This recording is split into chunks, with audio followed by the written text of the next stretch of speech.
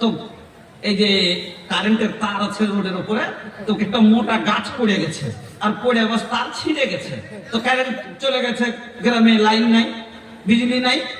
তো মসজিদের পাশে একবার 7-8টা বাড়ি আছে।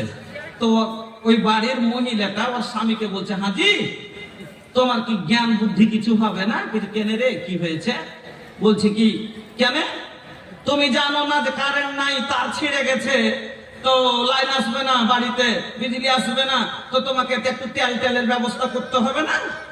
রাতে তুমি অন্ধকারে কি করে কাজ করবো, রান্না বাড়া কি করে হবে, আর তোমাকে খেতে কি করে দিব, তো তোমাকে একটু তেলের ব্যবস্থা করতে হবে না?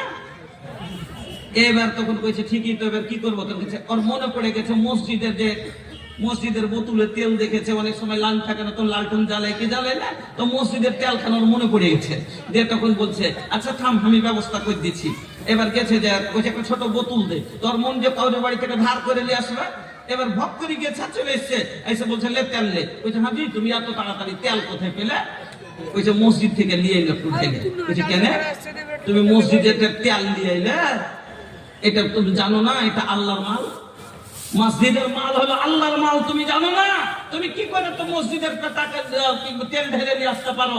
যখন এই কথা বলেছে, তখন আর স্ত্রীকে বাং পড়াইছে। বাং পড়া মানে কি? ওকে কি পড়াইছে?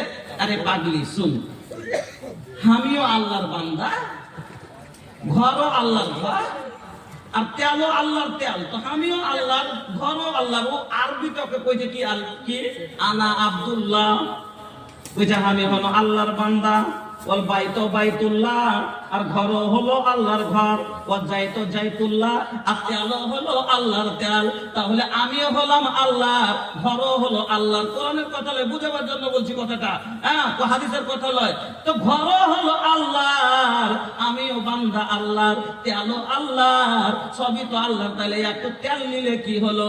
যেমন এই কথা কহা স্ত্রীটা ছিল একটু শিক্ষিতা মহিলা, পিছন দিক থেকে একটা বাড়ি দিয়েছে, স্বামীকে একটা থাপ্পড় দিয়ে বলছে, ওয়াজার বোঝার বললা, মায়েরও হলো আল্লাহর মায়ের। তাইলে স্ত্রী স্বামীকে মারলে ফের আমার কি দোষ?